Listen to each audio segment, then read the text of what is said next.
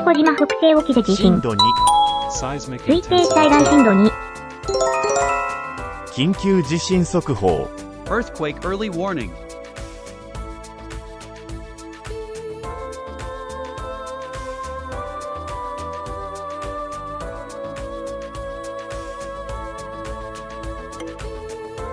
沖縄県西表島で揺れを検出。信号。宮古島近海。深さ 30km。現在地の予想震度。0.0。猶予時間は120秒以上。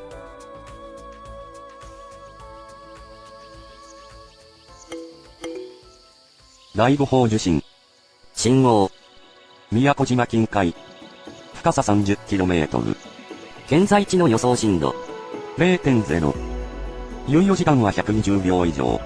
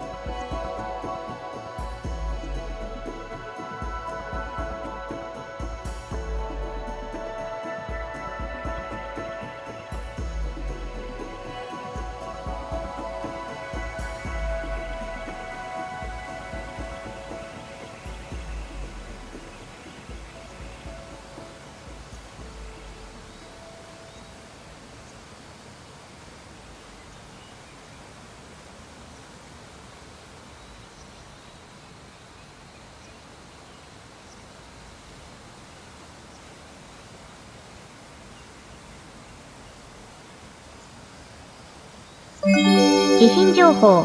午前8時6分頃、最大震度1を観測する地震がありました。この地震による津波の心配はありません。震源地は宮古島近海。震源の深さは10キロ。地震の規模を示すマグニチュードは 5.0 と推定されています。最大震度1の地震が発生しました。